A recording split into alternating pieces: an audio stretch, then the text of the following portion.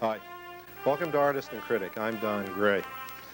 Émile Zola, the well-known French writer, writing in the 1860s about the artist Eduard Manet, said, "A place in the Louvre is reserved for Manet.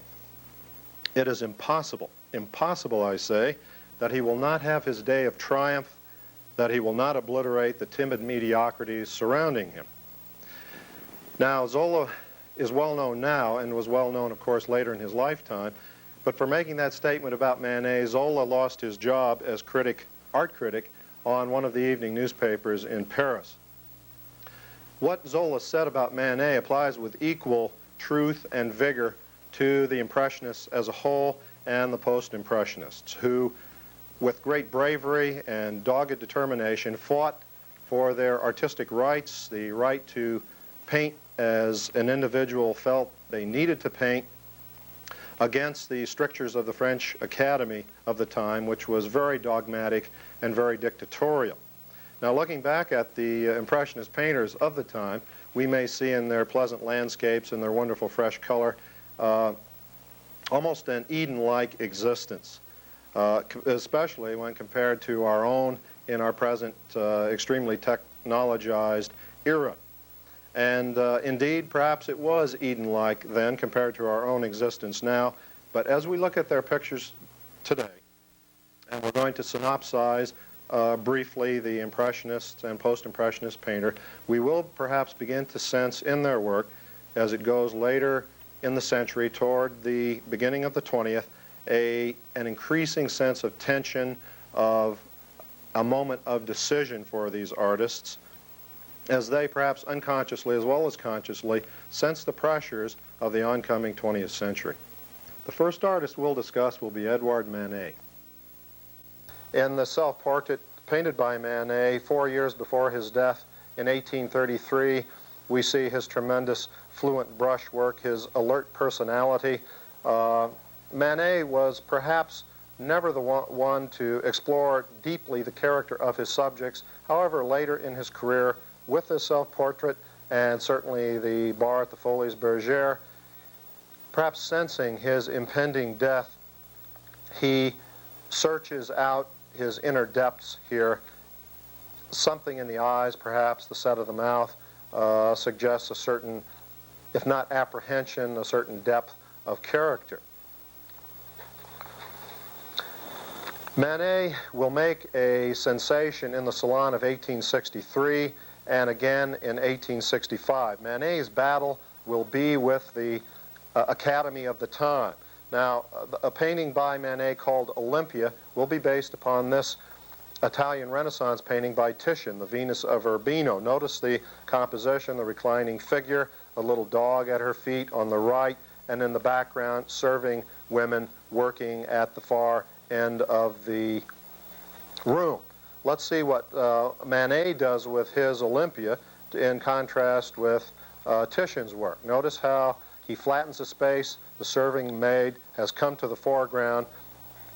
The little black cat, which can barely be seen in the right-hand corner because of the dark background of the picture, equates with the animal in Titian.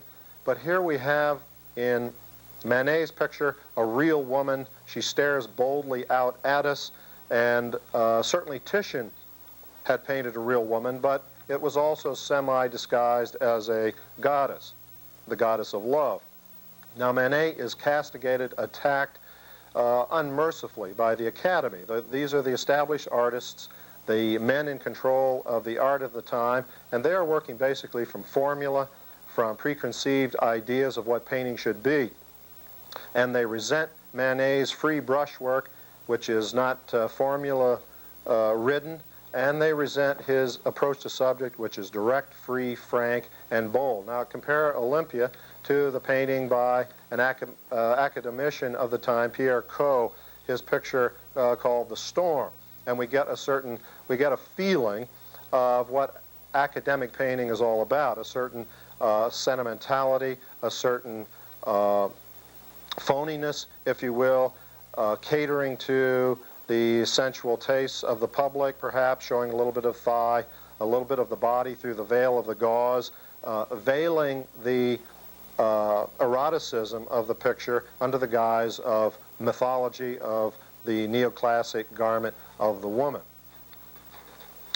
Look here at a later painting by Paul Gauguin, who will go to Tahiti in search of freedom, fleeing civilization, searching for his own Garden of Eden, if you will, a place untouched by civilization. He comes upon his young mistress one night in their hut, and she is frightened by the spirits of the dead watching. She feels her ancestors are present, and that's what the dark woman on the left is.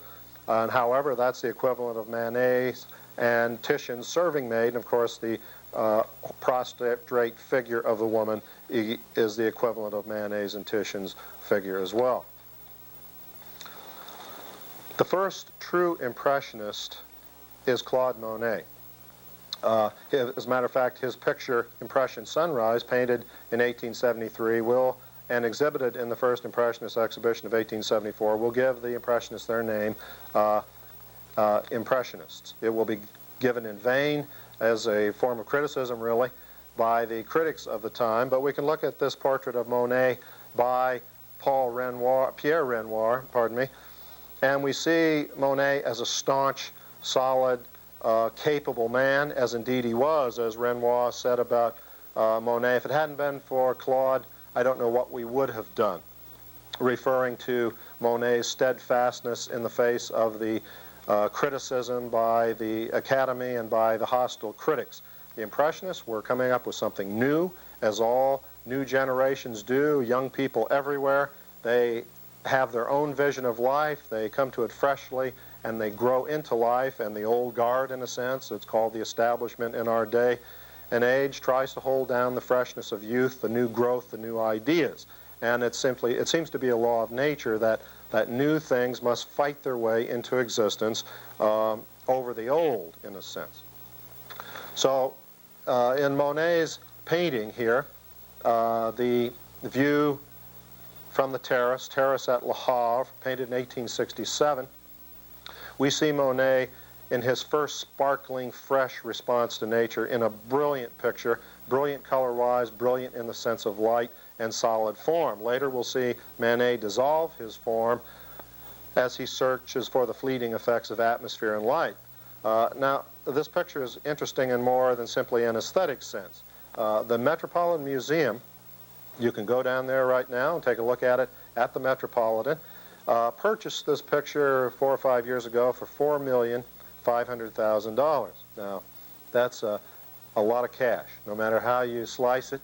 And it's interesting in the sense that it reveals how the artist is treated in his lifetime. Remember, the Impressionists were castigated and attacked. Do you have any idea how much Monet received for this picture when he sold it during his lifetime? 35 francs. Now, whatever the rate of exchange was then, perhaps we say 8 to 1 or 7 to 1, 7 francs per dollar, we're talking in the range of $5 to $10 for a picture like this. Now, the man was desperate. He wrote many begging letters to his fellow artists, his friends, saying, please, I haven't a sou, send more money. I know you lent me $100 last month. I'm in desperate straits. I need another 100, this kind of thing. So he gave this masterpiece away for nothing, and over the years, subsequent collectors reap the benefits, the financial rewards, as the value accrues. Now, in a little later painting, here the terrace, the restaurant Grenouillère in around 1869 or so, we see Monet beginning his experiments with paint, the roughness of the paint, the freedom of the application of the paint.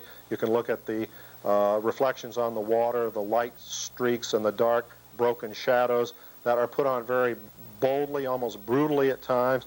The trees are freshly painted, very thickly painted, and simply painted.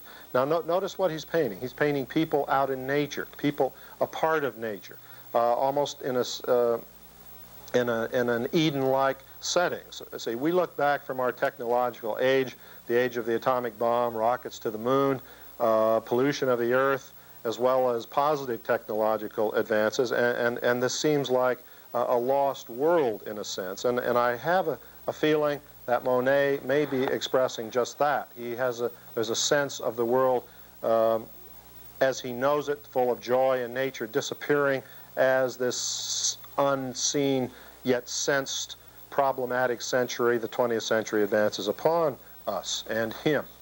Look at what happens in this next picture, Rouen Cathedral in the mist. He did a series of cathedrals in the 1890s, perhaps 30 or 40 at different times of the day. Sunset, early morning, in mist, very conscious of the differing effects of light and atmosphere. And look how the cathedral, which you can barely see, the tower on the left faint, and on the right the entranceway and buttresses and some of the forms of the front of the facade of the cathedral, becomes almost like this dark, misty monster hiding in the depths. And people will say, as Suzanne said of Monet at the time, he's only an eye, but what an eye, saying how visually sensitive he was to nuances of color and light, but he's also being very, very expressive in a symbolic sense. And I would take us to the next picture, a view of his garden at Giverny and the Japanese Footbridge.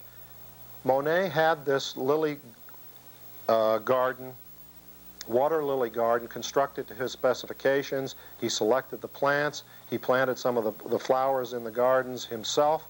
And it's my feeling that he was constructing his own Garden of Eden, his own sense of retreat from a troubling world, to paint flowers and water and the reflections and the sparkle of light upon them and the deep hidden depths that are symbolized by the water. We can speak of water as symbolizing the unconscious. Remember, Debussy is writing the great tone poem La Mer, the sea, at about this same time, and Debussy is considered an Impressionist composer. Moving on to another Impressionist, Pierre Renoir, and his painting of the outdoor cafe and dance hall restaurant, the Moulin de la Galette, painted about 1876. We see mankind in its happiest stage, young men, young women playing together, dancing together, sharing the enjoyable moment together, dappled by sunlight, in a world where no one is ever sick, no one ever grows old, no one ever has any kind of problems, they're never lonely. And I would submit to you that this, again, is Renoir's vision of Eden, his sense of a wonderful, wondrous world. Now keep this sense of joyousness and sunlit youth in Pierre Renoir's picture in mind, and let's go to our next one, Henri Toulouse-Lautrec's Moulin Rouge. Moulin means mill, the red mill, a well-known restaurant, cabaret, nightclub, attended by both the bohemian members of society and as well as the upper class and extreme lower classes of existence melding together in this colorful unity. Look at the difference in the mood expressed in this painting. And not only has style changed, where the forms, the shapes are simpler, more sharply outlined, more two-dimensional, we lose the soft fuzziness of Renoir, but the mood is harder, more cynical perhaps, echoing Lautrec's suffering. Remember, he's the man of royal lineage, or let's say aristocratic lineage, who as a young man falls, has a double horseback accident, his legs are broken, they never grow, they knit, but they knit poorly and they never grow again, so that he's somewhere around 4.5 feet tall. And you can see him in the picture toward the rear center, dwarfed by his tall cousin in the background. And as Lautrec passes through, we have a feeling of him being part of the crowd and yet not part of it, as he was in his own life. Look at the difference in style. Here in a painting of Lautrec by the later painter Pierre Vuillard, just to give us a closer example of Lautrec, and we sense a certain stunted quality of him as he's in his work pants, his work clothes, and Vuillard puts a certain sensitive, slightly suffering, perhaps, expression on Lautrec's face, telling us something what it must be to be a dwarf in a full-size society. The next painting of Lautrec's mother, painted when Lautrec was only 19 years old, and isn't it incredible the technical facility that the young man had? And he was a genius of draftsmanship, of drawing. much as perhaps Mozart was a genius of the keyboard. And look at the mother, saddened, looking down toward her cup in a meditative, contemplative way, perhaps seeing as almost like the mother of Christ, looking forward to the future, her son's future in the world, saying, what will happen to my poor boy, Henri? How will he survive in the world? And to Lautrec's credit, he could have remained at home. He could have painted there, but he wanted to fulfill his destiny as a man, as an artist. So he goes to Paris, he takes his chances, he takes his lumps, he takes the fun made of him by insensitive people, and he will not live long. He'll die at 37, he will drink heavily because of the pain in his legs, and the mental suffering, of course, that goes along with being different from the rest of us. Edgar Degas, another Impressionist, is a man of equally penetrating insight into people, into the psychology of people. And in this early portrait of the Ballet family, relatives of his, painted when he is in his early 20s, it's just incredible how talented these artists are. We find a wonderful psychological statement of the relationships of the family. So you perhaps look at the picture and ask yourself, what is the relationship between the man, the husband, and the wife? How does Degas express their feelings of love or separation? What is the relationship of the children to the two parents? Is there one child closer to one of the parents than the other? Is one child perhaps somewhat torn between the two parents? Now, Degas is so sophisticated and so sensitive and so profound in his pictorial constructions that he tells us what the family relationship is simply through the construction of the picture. For one thing, the woman and the man are separated. And if you look at the line of the table leg, the chair leg, and the separation of the mantel and the wall, the man is in his own compartment, the woman in her compartment. Look how the one child nestles like a triangle, light triangle, in the dark triangle of the woman's body. She holds the child. And in fact, we know from historical records that that child will always belong to the mother. The child in the center looks toward the father, her leg points toward the mother, and she is torn between the two parents. And that's why Degas instinctively and wonderfully places her there, torn between the two. She will eventually go toward the mother. See, what is the character of the mother? We can look at her face, which is prim, stark, austere. Perhaps she is somewhat a cold personality, or perhaps she has become that way because of family difficulties and she's preventing further suffering in her relation to her husband. But look how the shape of the picture frame that Degas associates with the woman is stiff, is stark, is rectangular, and that is the most stable, balanced, stiff of the geometric forms. Look at the shapes and forms and colors that he associates with the man. Look at that dark, irregular clock that seems almost clanging and galloping, if there's such a word, with those round forms around it. That suggests a certain dark emotionalism that is in the man, a certain troubled quality that's in the man. Look how we see the man from the back, see, as if he's turning away from us into his own inner world. Now, Degas' work is full of this, but we may be more aware of Degas as the painter of the ballet, as in this picture, the foyer of the opera, where he holds the ballerinas practicing in counterpoint with the chair in the foreground, and the master of ballet directing the performance, the practice in the background. It's a classical picture in great harmony.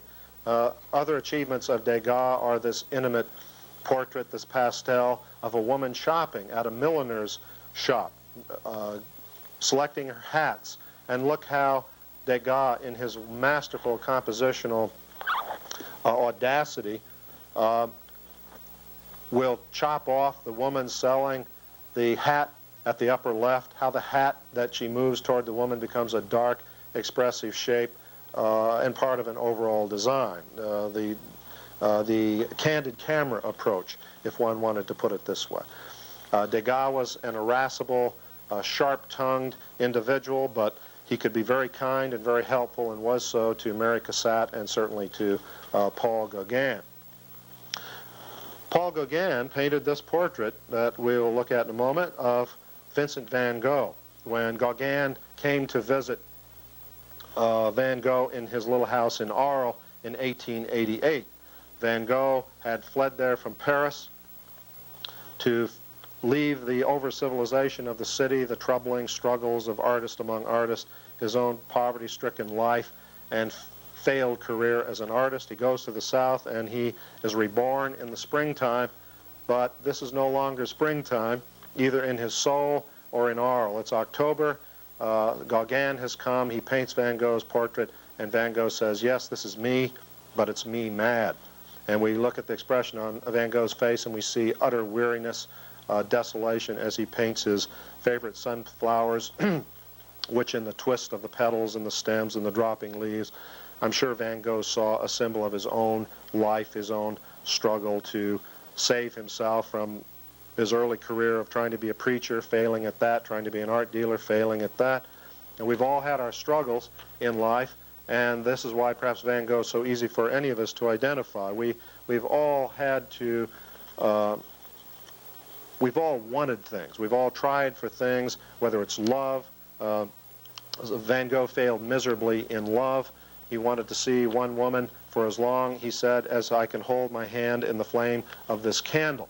And the parents hustled him out as he nearly fainted from the pain. But this is something of his intensity and the fact that he was perhaps too intense, that women simply couldn't take a man of this type.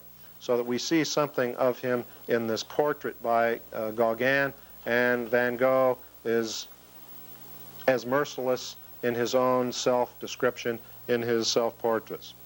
In this picture, painted after he cuts off part of his ear, that famous incident with Gauguin on Christmas Eve of all nights, they have a falling out. Gauguin is walking down the street and he hears footsteps hurrying behind him, and it's Van Gogh with a razor. Gauguin, the stronger man, the egotist in a sense, wilts Van Gogh with a gaze, and Van Gogh returns, is halted in his tracks, runs to his house, slashes off part of his ear, and presents the lobe, presumably it was the lobe only, to a prostitute, saying, guard this with care. So here we see Van Gogh watered down, faded from the trauma of the experience, his eyes glazed and empty, smoking his pipe for whatever comfort it will offer him. But look at the difference in the expression when he regains something of his vigor in this next self-portrait painted toward the end of his life in 1890. He will shoot himself in the fields that he loves so much in July of 1890. Look at the intensity in the gaze again. Look at the crisp, solid drawing, the wonderful forms, the swirling in the background that suggests the flamboyance and the great, intense energy of the man that echoes down into the coat, saying what great emotionalism this man has, what great feeling for life. And it's revealed again in his famous picture, Starry Night, painted in 1889, and we see Van Gogh's vision of the cosmos and his own place in it. And the Starry Night, in a letter he writes to Van Gogh, he says, the stars may be the equivalent of the black dots on a map of France, which represent the towns, and so we go from dot to dot by bus or other earthly locomotion. Perhaps death is the vehicle by which we travel from star to star.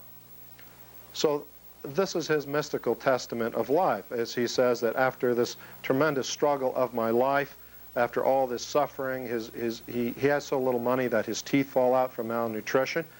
And you might ask, well, why does a man or a woman continue in the face of this? Well, they have to. So just as you may have to do something, because if you don't do it, you won't feel completed, you won't feel fulfilled. And of course, it's always better for people to take a chance on doing what they feel they have to do rather than settling for something that they may regret later on, and they'll reach a point, regret not having done it, and they'll reach a point later on and say, oh, if I had only done this. So I think in this picture of Starry Night, what we're seeing is the cypress on the left is a symbol of Van Gogh. Van Gogh is identifying with the cypresses. He says in his letters, I'm surprised people haven't seen in them what I have seen. And the cypress reaches up for the sky, reaches up for this unity with the heavens. It's as if he's already going up there, in a sense. And that troubled central form, the confrontation, that swirling central form, I think symbolizes Van Gogh and his attempt at unity, at bringing together the convulsive opposites of his own existence. Work like this we call Expressionism. Now, it's post-Impressionism.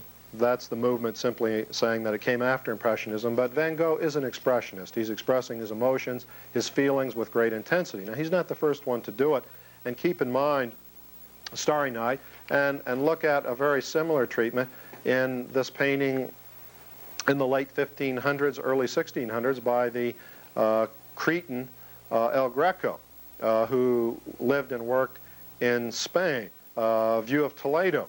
And look at the sky shot with mystery and majesty and almost lighted by a spiritual fire, in a sense. Look how the hills are alight, not with the sound of music, but with the vision of light that pervades through this city, the city almost of bones, in a sense, gleaming with mysterious light. El Greco is a visionary. He is an expressionist painter long before the term was ever coined. Look at Van Gogh's legacy in the 20th century. Look at this study for the Joy of Living by Henri Matisse, painted around 1905.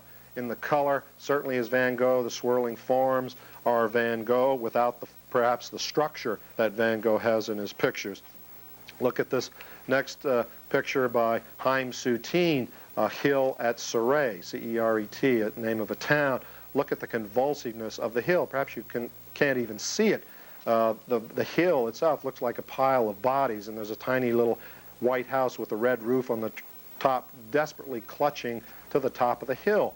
And I would submit that Soutine is not only expressing his own emotionally inflamed personality, but he's talking about the instability of the 20th century, the trauma-ridden time of First World War, Second World War, economic collapse, great shifts of population, the loss of traditions that have sustained mankind for ages, the great technological advances that leave man disconcerted and wondering what time is, what man's function is. And I think pictures like this are expressing trouble and trauma, as this expressionist picture by Willem De Kooning, an American of Dutch origin, in his women's series of the 1950s. Look at this woman. Look how the paint slashed on. Look at her distortion. This comes from Van Gogh, the use of the brush, and the expressiveness comes from De Kooning's own reaction to life and the traumas of the 20th century. Expressionism can often be an expression of trauma, as in Pollock's painting #1. His famous drip paintings are expressionist in that he creates almost a maze of paint, as if mankind is trying to push his way through the maze of contemporary problems, contemporary difficulties, where we are traditionless, valueless in a sense, and we're trying to reestablish those values that give meaning to life. Look at this picture by Paul Gagan. We introduced him briefly with Van Gogh, a self-portrait between Yellow Christ and Primitive Idol. Doesn't this position, positioning his head on a split, suggest that the man has a problem? He's trying to make a decision between the left-hand side of the picture and the right-hand side of the picture. Painted in 1889, he's probably already been to Martinique in his search for the primitive, for a life lived closer to nature, where human beings have a richer, more intimate relationship with each other, that we don't go to work and punch time clocks, and we're not overwhelmed by computers and numbers and so forth. We can think, and this was why Gauguin, even then, in the 1880s, always had this desire for a simpler life, a more natural life, because he was responding to the pressures which in our own time have increased who knows how many hundredfold. So Gauguin is expressing something that we all feel ourselves. We all suffer from, in a sense. We wish we had a simpler life. We talk about the rat race, how we wish we didn't have to drive clogged throughways or get on crowded trains. This is why there's a back to the land movement, a homestead movement where people are leaving well-paying jobs, perhaps say in the stock market, and going back to the land to try to farm, to try to get in touch with nature, with the laws of nature and the feelings that come from that kind of thing. Organic gardening, the ecology movement, all of these things are symbolize our weariness with civilization, at least the parts that make us suffer, the traffic jams, the impersonality of it. So Gagan is saying in this picture, am I staying with civilized, the Western world is symbolized by Christianity, or am I going to the new land of mystery and the unknown symbolized by that idol? Look in this next picture, a portrait of his landlady called La Belle Angèle, the beautiful Angèle. Look how he splits the picture again. Puts Angèle, his landlady, in Brittany, where he goes to find a more primitive existence in an undeveloped area of France, as we might go on vacation to the Maine woods or something of that sort. Angèle is in her own little compartment with her own little provincial thoughts, at least as Gagan might see it, where on the major part of the picture is the atmosphere of the exotic, the unknown, the challenge of the mysterious idol, and the colorful blossom, exotic blossom forms in the picture.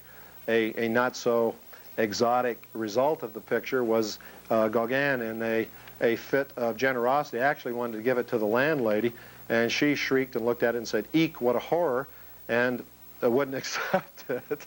And to make matters worse, Angèle's husband looked at that little idol and thought that Gagan had done a portrait of him and was making fun of him in the form of the idol. So Gagan's generosity met with absolutely no response, but it's still a wonderful picture as design, color, and certainly extremely expressive.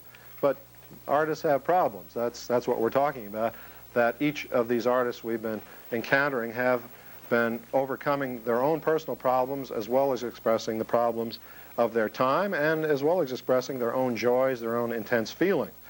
And in this picture by Gagan, Woman with a Mango, I would suggest to you, when he gets to Tahiti, whether he actually finds his paradise or not is open to debate, and there's evidence that it wasn't truly a paradise. He had a terrible time there. He ran out of money, and his latent venereal disease caught up with him and eventually killed him. But I would say that in Woman with a Mango, Gagan is painting a contemporary Eve, and instead of an apple, she holds the fruit of the Tahitian islands. In one of his final late pictures called Where Do We Come From? Why Are We Here? Where Are We Going? We see his picture, his symbolic picture, answering the most pressing question of any time, and certainly of his own life, of this time of crucial transition between the 19th and 20th centuries, with all the problems, as we've said, of mankind losing his roots. Where indeed do we come from? What is our function as human beings? How do we remain human? And while we look at the picture, we may not see specific elements in it that answer this question. It's simply an allegorical composition that answers none of these questions, but it's a beautiful composition nonetheless, and certainly the questions he asks are very intriguing and very appropriate to the search for a new synthesis in art, a new answer to life. These artists are saying what we realize now, that we can't live with the old ways in a new time. The old ways die out, they change. We must bring a living reality into existence at every generation must do this in everyday life, and certainly each generation of artists must do this, and this is why these artists were changing, were so revolutionary in their use of color, their use of paint, and so forth. Gagan gives the idea to 20th century painters to search out the primitive, to reestablish roots. It's like Alex Haley's book. Now, why was that such a hit with the title Roots? He was looking back to his own origins, and it struck a chord in America and the world. The whole world, at least Western industrial mankind, is looking for their roots. So in this next picture of African masks. Artists of the 20th century, through Gagan's interest in the primitive and their own discovery of African masks, which, at least by Western culture standards, are primitive, although they're extremely sophisticated artworks, they will see the simple modeling of the forms and the expressive intensity of these works somehow revealing the heart and soul of the people of Africa. And look how Picasso, a master of the 20th century, uses these masks in his early masterpiece, the Demoiselles d'Avignon, the young women of Avignon. Look how the bodies are simplified, but basically look at the heads. Look how the various noses are simplified, the heads are made mask-like under the influences of African art, and the total composition is under the influence of Suzanne as well, which we'll see in a moment. Speak of the devil, and he appeareth. Here is a self-portrait by Paul Cézanne, painted at his middle years. We see the faceting of his brush stroke as he seeks almost to chisel out the form of the head as if it were made of wood or plaster or rock, in a sense, how he changes the colors, darkens them and lightens them to build the form. We see him in his middle age with a certain benign quality. He's reached a moment of balance after a period of tremendous early struggle when he painted pictures in a dark, romantic, very expressive way. Pictures like The Temptation of St. Anthony, expressing his own sexual difficulties, pictures entitled The Rape, The Murder, that kind of thing, to indicate some of the violent feelings that he was dealing with, as all of us must deal with in adolescence. It's a very difficult time, as I'm sure you'll all agree, and we've all had either better or worse times with it, but it wasn't an easy passage. It is a passage that one must make it through to reach adulthood, and Cézanne finally makes it after extreme trauma.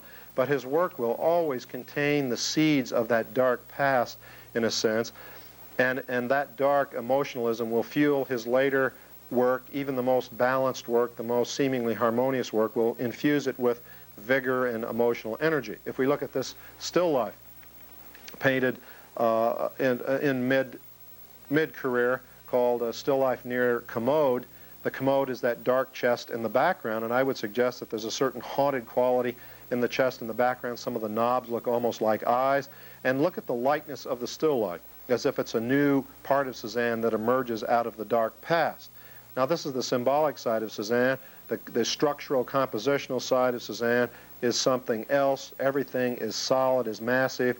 Someone has described his painting of cloths as if he handles them as if they were mountain ranges, in a sense. He will distort forms. Look how he flattens the top of the vase on the upper left, and instead of making it an ellipse, he crushes it, in a sense, to flatten the line, perhaps to tie in with the basic horizontal lines of table and the bottom of top of picture, in a sense. We could follow the front edge of the table and carry it across, and it's not connected, really. It breaks in the center, and there are many reasons why he might do this, which we would get into in a full-length program. Look what he does in a painting of rocky scenery near Aix, his hometown in southern France. Look how he paints the rock so solidly, so structurally.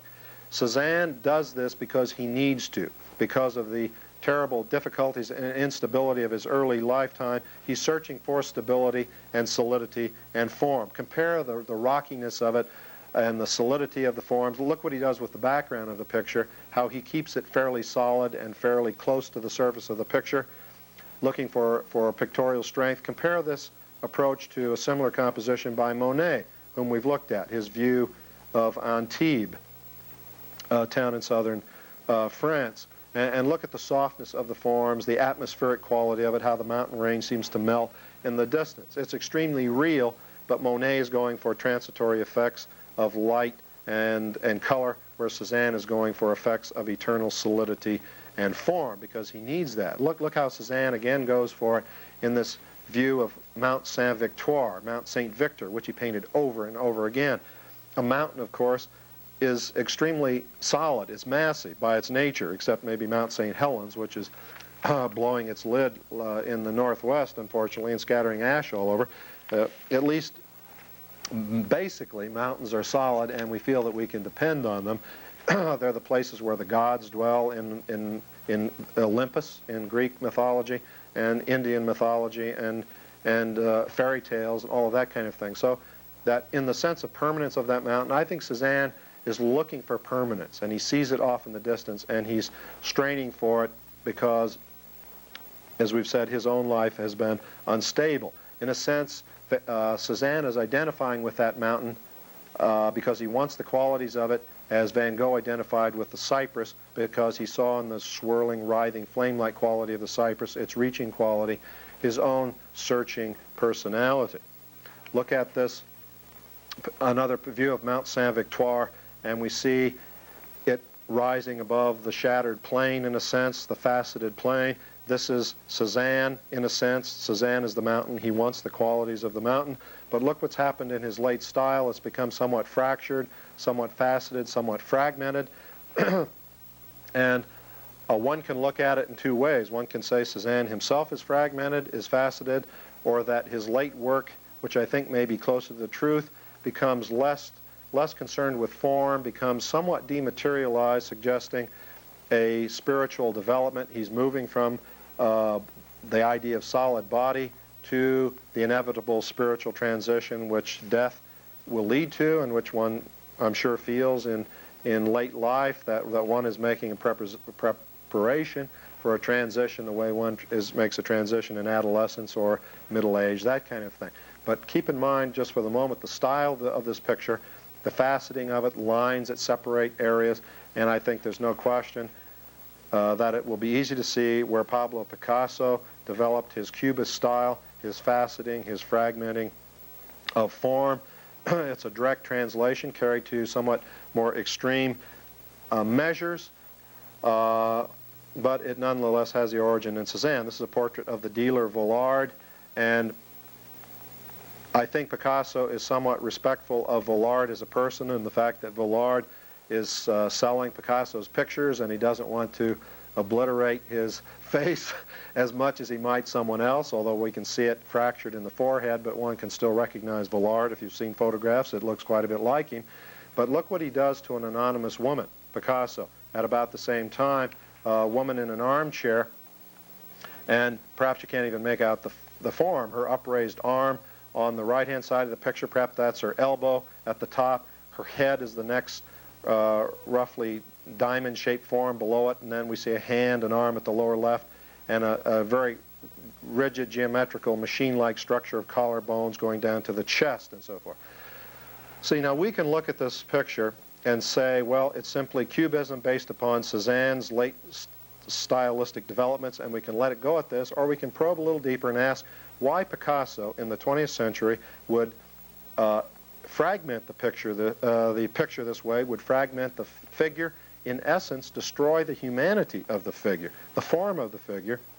And I would suggest to you that Picasso, in an intuitive way, as all artists are extremely sensitive, the great ones that is, artists are the antenna of society, maybe they're ahead of their time, and that's why they suffer, why they're not recognized quite often, as Cezanne wasn't recognized, as Manet struggled, as Renoir struggled, as Monet struggled, as Degas didn't struggle quite as much because he had an independent income, as Cezanne struggled, at least to be recognized, as Van Gogh struggled, cutting off his ear, killing himself at 37, as Gagan struggled, poverty-stricken, as Picasso went through a poverty-stricken period, despite the fact of his later fame.